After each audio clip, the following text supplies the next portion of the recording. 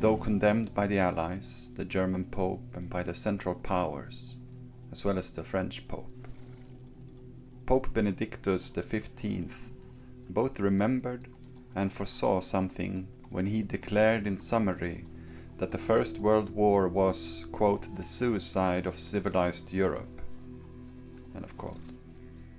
He knew, and his institution had known already for a while, that under modernism, or rather the neo-traditionalism that quickly took its place in reaction, the banner under which he and we live today, religion meant immanence. God becomes the world. Jesus, an inner force. Salvation and reincarnation reduced to magical energies. Angels, now UFOs, and so on. Where did the Pope get this idea from? Well, when we last met our heroes, there seemed to be some minor confusion as to the role of the revolutionary year of 1848 and its effect on bourgeois thinking. Marx's The 18th Brumaire of Louis Bonaparte laid too far back in distant memories of study circles which our narrational protagonists attended in their early 20s, as to accurately pinpoint just what was tragic and what was farcical about the appearance of Napoleon III. The first bourgeois president who twice overthrew the old and or new order, first through election and then through a coup d'etat, as to finally become a Caesaristic caricature of himself. A caricature so democratically grotesque that when all was said and done, a vote was held to ask whether the subjects of the new regime were in favor of the coup or not. As Karl says himself about our and their confusion, quote, "The bourgeois revolution first ripens the power of the legislature into fullest maturity in order to be able to overthrow it," end of quote. In a way, just like the class unconscious German masses in 1933 would vote to abolish voting, the French petty bourgeoisie in the 1850s voted to declare that voting was no longer necessary. In theory, so began a modernity of no more crowns of the castle, but instead well-fitted suits of the parliament, though of course women were still told to wear tiaras, to remind the aristocracy what the bourgeoisie sought to have access to, as old blood was traded for nouveau riche cash. And we might wonder, remembering Jean-Paul Marat's warnings of a, quote, birth aristocracy having been replaced by a money aristocracy, end of quote, half a century before, was anything really new under the sun? But forgive us as we try but fail again to make this clearer in a different, broader sense. In short, when the Romantic period began to give way to the modernist, when the proletariat had reminded its masters of its own role as their gravediggers, first in 1848 and then during the Second Paris Commune of 1871, the previous philosophical commitment to restoration, which had been shared by an upper-class coalition of both the progressive and reactionary bourgeoisie, the high and low, petty and heavy, as well as that old aristocracy since the end of the French Revolution, instead began to take the form of an imperialist commitment.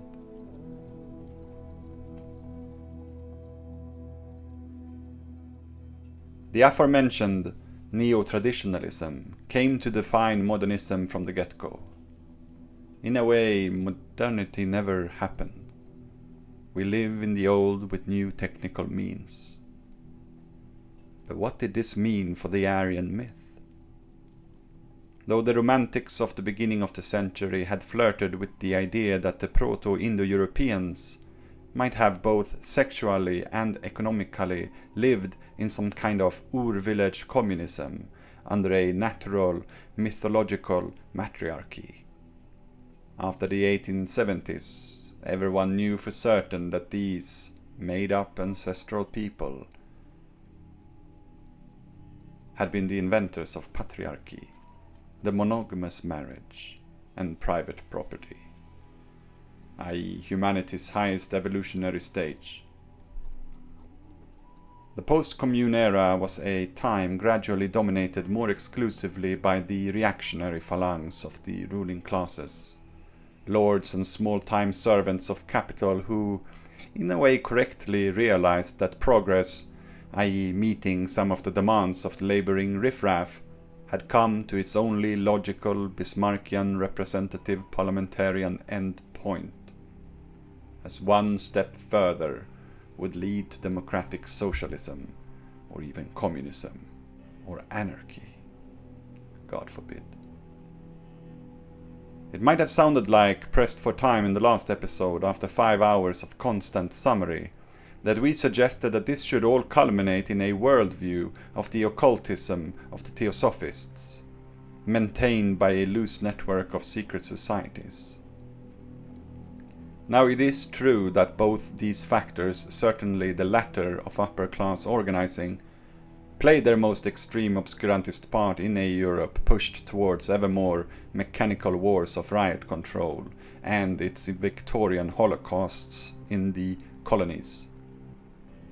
As their crimes against humanity increased in tandem with their desperation, this act of concealment served a dual purpose. One, to not have to think about what they were actually doing themselves, and two, make sure that it became less apparent in the judging eyes of others who exactly were doing it. But to suggest that the imperialist culmination was inspired solely by theosophy would be to give this tradition of thought more credit than it deserves. Almost as if the dual Linnaean five-fingered key fitted perfectly into its lock. It didn't. And that door which leads to the second, third, and shall we say Fourth Reich needed more than a shove and a push. It needed the battering ram of another master signifier, one suggested by Göring. Slandered as a mode of explanation not only by the recruited intellectuals of the hegemons of capital, but also by both Western and Eastern Marxists. Thus we have gathered here today to talk about the master signifier of irrationalism, and which self-declared, coked out of his head Aryan hero would be better at representing it in personal form than Friedrich Wilhelm Nietzsche. Born in 1844 during the midst of the potato famine, and the same year that Marx and Engels first met in Paris to become the best of friends. It might seem strange to have a man who conveniently died in the very year 1900 and as such never experienced the real imperialist period of the Second and Third Reich to nonetheless represent this the most reactionary of all ideologies. But according to Lukács, precisely because he didn't experience it, he was able to a much greater degree than anyone else to dream about it, to look with a will filled with power towards these glorious days to come. Ade, mein liebes Schätzelein, ade, ade, ade. Es muss geschieden sein, ade, ade, ade. Es geht Deutschland, Gloria, Gloria, Gloria, die Heil, Victoria, die Heil, Victoria. Granted, though he certainly declared that he could, Nietzsche cannot bear the standard-bearing burden of irrationalism alone. But it is nonetheless here we must begin. He inherited it from the Generomantics, in particular the Naturphilosophie of Schelling and Fichte, which vulgarized dialectics into thesis, antithesis, and synthesis. to name but one of the many mouth-frothing attempts to keep Engels and Marx's materialism away from the German and Hegelian idealism. But Nietzsche was also a child nurtured by the pessimism and ahistoricism of Kierkegaard and Schopenhauer. Yet where these two fellows ultimately found some kind of peace in classical religion, welcoming their robes to be soaked in an anxious spirituality of life's gentle rain, in the honor of which they rejected action as such, due to its dirty, grounded materialism, Nietzsche would be forced to invent a new Proto-Indo-European mythology, which, though of course nihilistic, did call for action. But as we have already seen, considering the bits and pieces already laid forth and here remembered, it would be more of an assemblage, and this work in particular, that of imperial irrationalism, was no more an invention than, let's say, Steve Jobs' iPhone. Nietzsche's special position in the development of modern bourgeois philosophy was determined partly by the historical situation at the time of his emergence, and by his unusual personal gifts.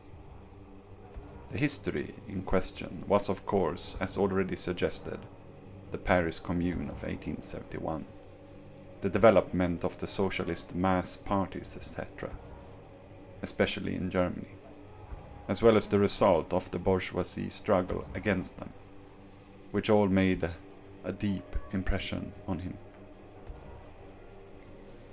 Wen hasse ich unter dem Gesindel von heute am besten?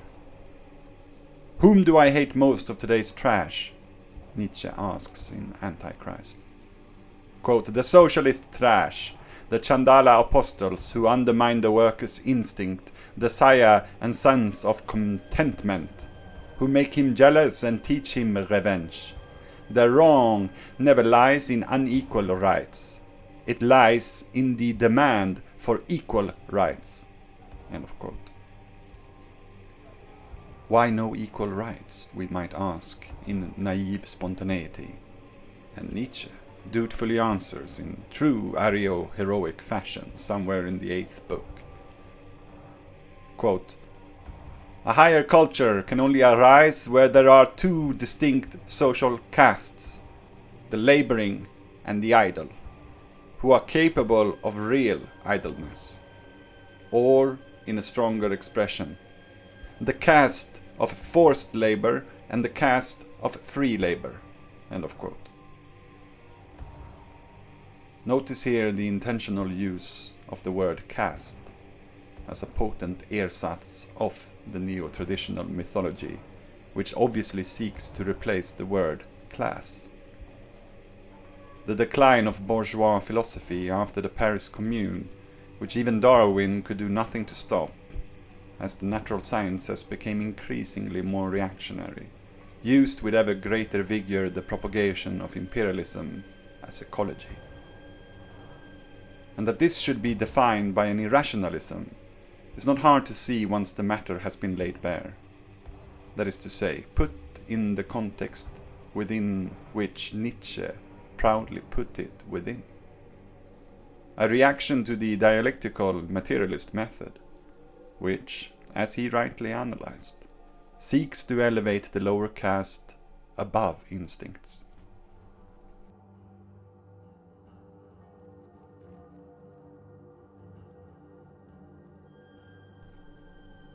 But to properly take the master signifier of irrationalism to heart, as it will incorporate all the greatest philosophical hits of bourgeois apologetics, utilitarianism, pragmatism, positivism, even Marxist revisionism, etc.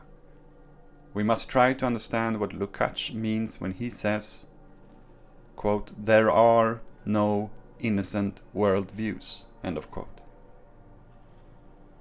It is true that when the Internationale was founded in 1864, there still existed many major gaps, a profound ideological lacking in the mobilization against it. In many parts of Europe, admittedly several important elements were missing from the real bourgeois revolutionary transformation.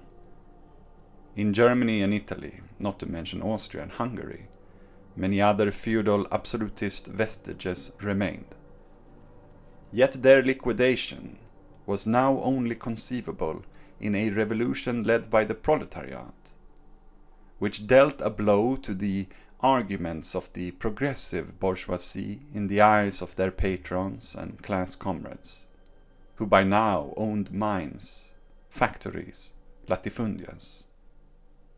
You know, that it could be voted away, that it would disappear naturally through evolution, through cultivated enlightenment, etc., etc. Nietzsche's constant jumping around the entire philosophical continent of the bourgeoisie, when reaching for an antidote to this problem of the worker's question, gives us a first glimpse of the ultimate synthesis of irrationalism to come. Here a monarchist, there now a democrat, once progressive, twice reactionary, only to end for himself and plenty of others in a fevered dream of an imperialism the likes of which the world had never seen and which he himself would never get to see, as even the Prussianism of Bismarck was not militaristic enough for him. In his eyes, with impressive foresight of the heights that this reaction would later climb, even the Iron Chancellor himself was too slack when it came to a proper vision of how to deal with the labouring caste of Chandalas. In his Götterdämmerung, or Twilight of the Idols, How to Philosophize with a Hammer, he asks us, quote, "But again, what do you want? If you want an end, you must also want the means. If you want slaves, you are a fool if you raise them to be masters." End of quote. Now, the irrationalism is not only to be found in the eclecticism of contradictions, or the primacy of instinct over reason, intuition over materialist science, etc., but also in the notion of the bourgeois individual as the idealist, identical historical subject-object, the highest embrace of a privileged position. Lukács tells us that, quote, "Nietzschean reflections sees the whole labor question as a purely ideological matter. It depends on the ideologies of the ruling ideologists, how the working class will behave. Nietzsche does not recognize that this question has objectively economic foundations. The only thing that matters is how the masters behave. If one is determined enough, one can achieve anything." Here Nietzsche is a direct precursor of the Hitlerian attitude.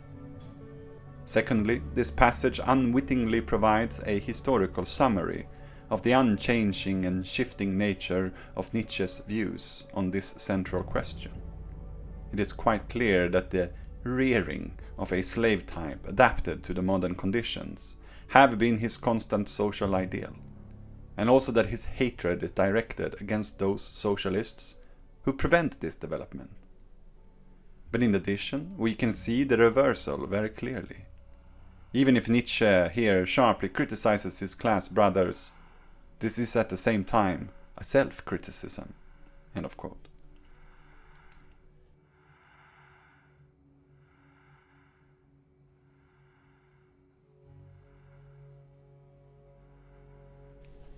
And by self-critique, it is a critique from the right, which academicians of today, so-called left Nietzscheans, forget.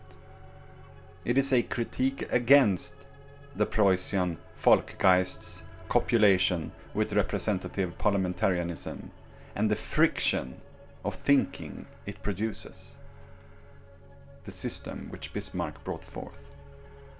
And so he emphasizes, quote, "The time for petty politics is over. The next century is already bringing with it the struggle for Weltherrschaft, world domination, the compulsion to great politics." End of quote. This age, which Nietzsche thought Bismarck did not understand, is the age of great wars. In ecce homo, Nietzsche states, quote, "There will be wars whose spouse has never existed on earth. Only from me onwards will there be great politics on earth." End of quote. But despite all the exaggerated pathos of revaluation, this is just mean polemics. This revolution, the irrationalist revolution of the liberals and neo-traditionalists, due to merge to become fascists, is only a pseudo-revolution. A mere intensification of the reactionary content of capitalism, embellished with revolutionary gestures. And the function of the eternal return is to formulate the ultimate meaning of this myth. The barbaric tyrannical social order thus created is to be definitive, the conscious realization of what has always been sought in a history which has mostly failed and only partly succeeded from time to time. The Aryan caste system of the market. But who is this subject of the eternal return? In Genealogie der Moral, on the genealogy of morality, Nietzsche says, quote, "The problem, where to? A new terrorism is required." End of quote. And in the preface to Wille zur Macht, Will to Power, he says of the quote-unquote new barbarians, of the coming quote-unquote masters of the earth, quote, "Apparently they will appear and be consolidated only after tremendous socialist crisis." End of quote. In short, Nietzsche knew very well that the bourgeoisie revolution can only be a pseudo-revolution which parasitically feeds off the failure of a socialist revolution. The older Nietzsche's optimistic perspective is due to this way of seeing the future, of seeing imperialism. Quote, "The sight of today's Europeans fill me with great hope. There an unprecedented ruling race is being educated on the broad base of a highly intelligent, herd-like mass." End of quote. In other words, the masses, though educated by the socialists, remain a weapon that can be cunningly used by a opportunistic warrior caste if they know how to properly exploit a crisis. And as he dreams of these goals, and of the road that leads to them, images of the future sometimes appear that again anticipate the Hitler legend.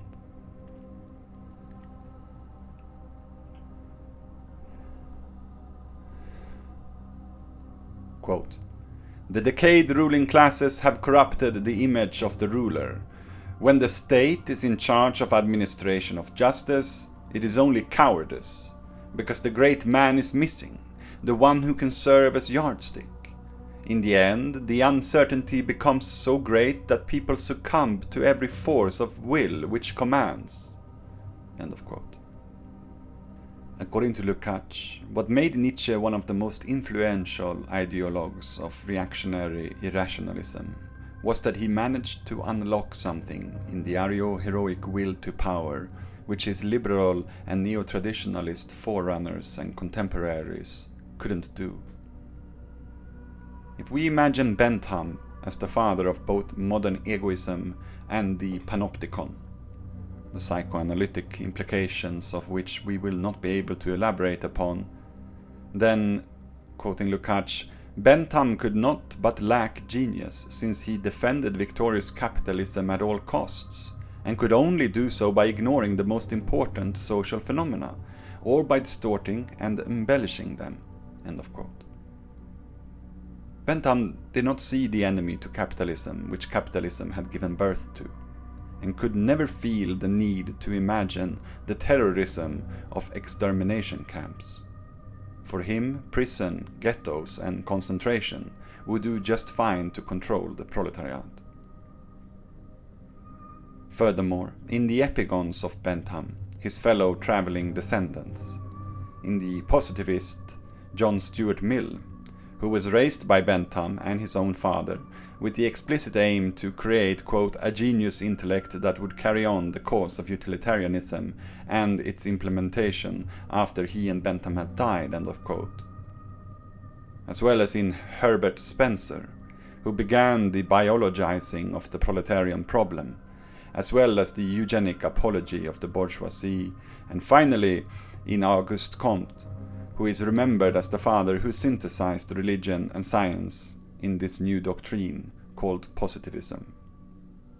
In all of them, the continued decay of the bourgeoisie could only further strengthen their philosophical tendencies of not seeing the problem at hand, being put to sleep by their own liberal lullaby, and in that sleep flatten and bring to poverty their own spirit.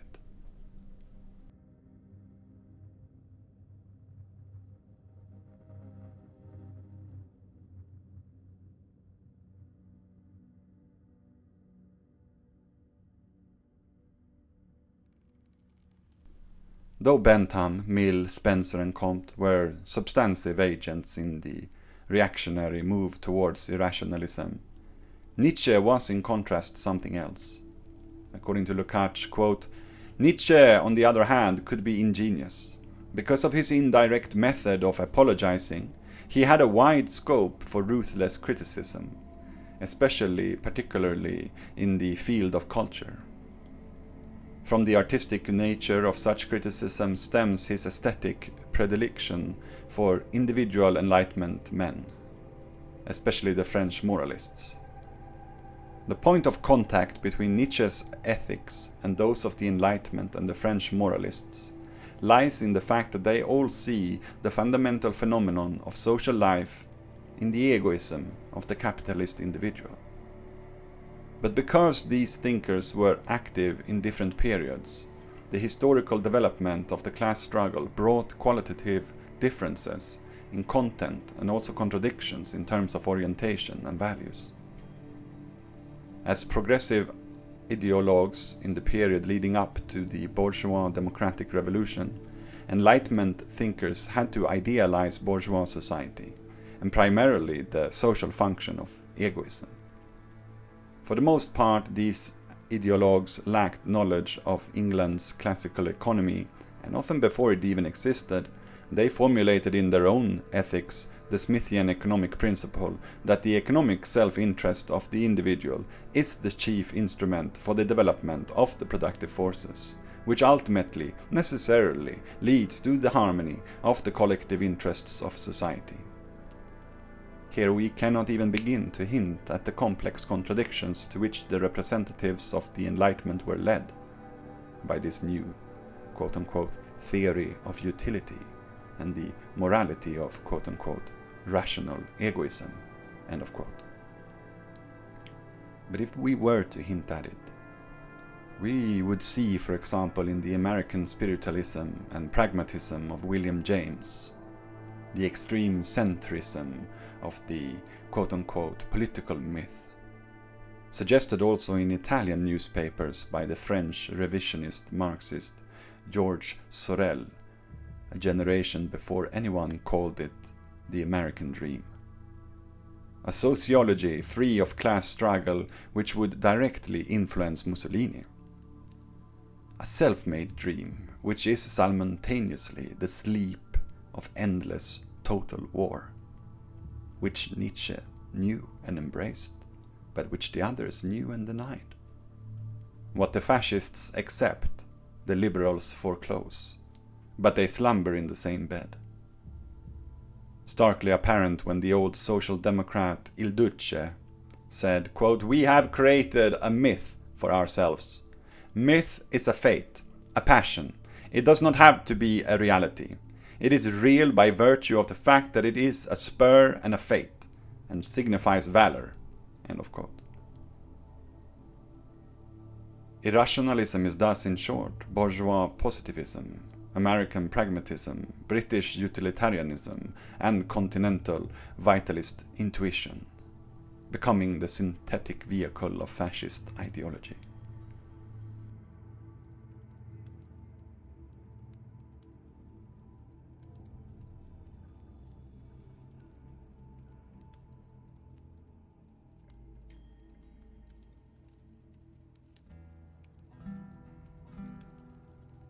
Today, the subjects of this eternal return still think of risk-taking as their highest virtue, the true heroism of capital reproduction. Of course, they will quickly reach for the moralist gun and say that they are forced to this irrationalism only by the egotistic necessity of trying to put a roof over their head and food on their tables. But we all know that the classical liberals have never actually slept in the rain, and they were always already more than well fed. The only struggle the aristocrat Schopenhauer ever knew was legal arguments over a family inheritance, which he went on to donate to the counter-revolutionary invalids of the Paris Commune, who had gotten a bit bruised when slaughtering the factory children of the corn.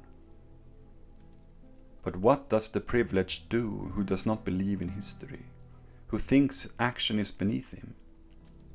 This question takes us to the last moral aspect of Nietzsche's non-system of thought, which concerns sitting at home, trying to do nothing, polishing a factory brick to make a jewel. I think we know that the energy needed to generate digital pornography could, through rational planning, be distributed beyond theories of entitled decadence, to power all the well pumps, single-stone flour mills, stoves and light bulbs which billions of the never-owned a computer caste needs. The masturbatory hand of the market instead hands us free of charge that erotic heroin. Though we might not be apologetic about it, we nonetheless struggle with the humiliation, since many of us wonder, are we really watching free sex, or is this vulgar economy watching us like Bentham's panopticon? Perhaps it should be égalité, fraternité, liberté, and Pornhub. In this liberalism, all citizens of electricity are not, as Lenin envisioned, collective subjects of communism, but ever lonelier urfathers, as Freud initially described him. An alpha, with access to all members of all races, genders, and even classes, when the most famous billionaires' private videos get leaked. The only thing this Aryan heavenly God gives for free is everything that a drive might suddenly want to aim for and intentionally miss. And so the main task of Nietzsche's mature period is to develop the morality of this new egoism, its psychology, and, as Nietzsche believes, also physiology. In his drafts for a continuation of Zarathustra, he provides perhaps the most candid program for this work, in which he significantly starts from the definition of the quote-unquote new enlightenment.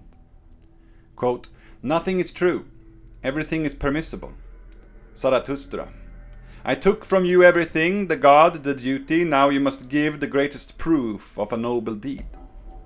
For here the way of the wicked is open. Behold, the battle for dominion. At the end the herd is even more herd and the tyrant even more tyrant than ever. No secret society. The consequences of your doctrine must wreak terrible havoc, but countless shall perish by them. We make an attempt with the truth. Perhaps mankind will perish from it. May it be so. May it be so." To complete this revolution, this quote-unquote reassessment of all values, new people are needed. Nietzsche's ethics will be responsible for their selection, upbringing, and education. But for this purpose, it is above all necessary to liberate the instincts. Nietzsche believes that every hitherto existing religion, philosophy, and morality has had the task of counteracting the liberation of the instincts, suppressing them, allowing them to be stunted and disfigured. Only with his ethics does the work of liberation begin. Quote, "Every sound morality is governed by a vital instinct.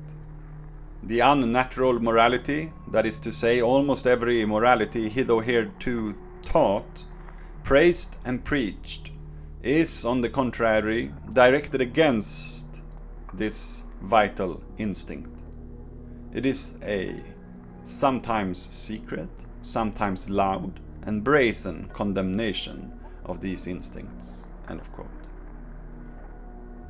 Nietzsche appears here as a sharp critic of present and past morality, and not only the Christian theological morality, but also philosophical, especially Kantian. From a purely formal point of view, at a first superficial glance, one might think that he intends to join the earlier moral conceptions, such as Spinoza's theory of effect. But if one looks specifically at tendency and content, it is a deceptive appearance.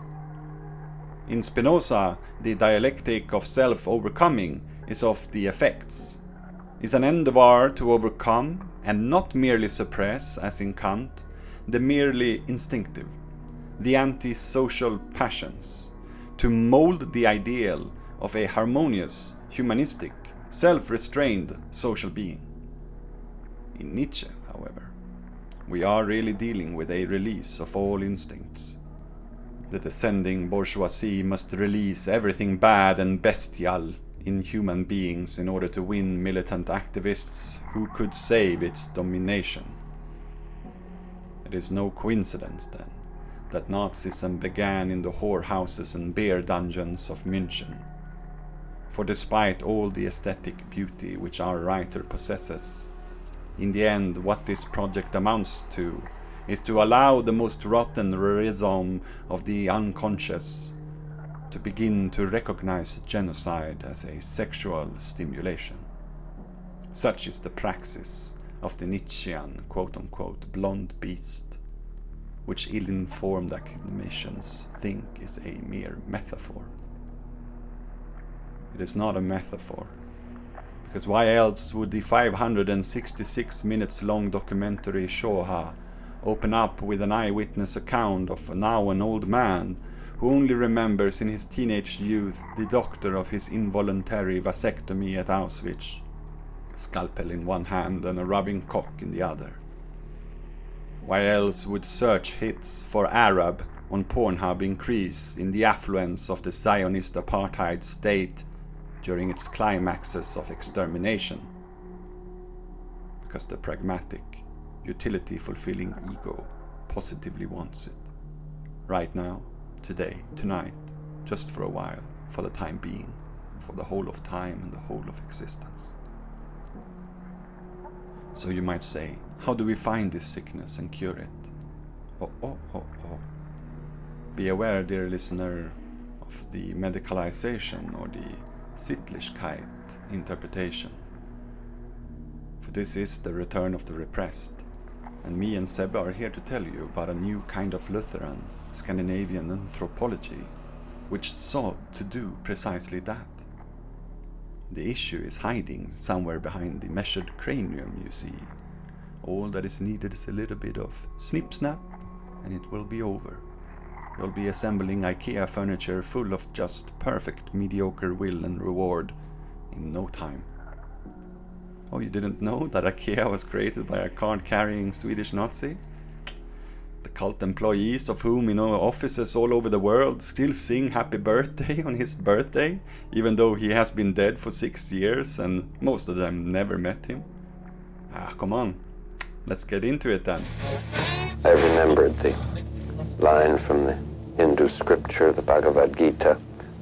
Vishnu is trying to persuade the prince that he should do his duty, and to impress him takes on his multi-armed form and says, "Now I am become death, the destroyer of worlds." I suppose we all thought that one way or another.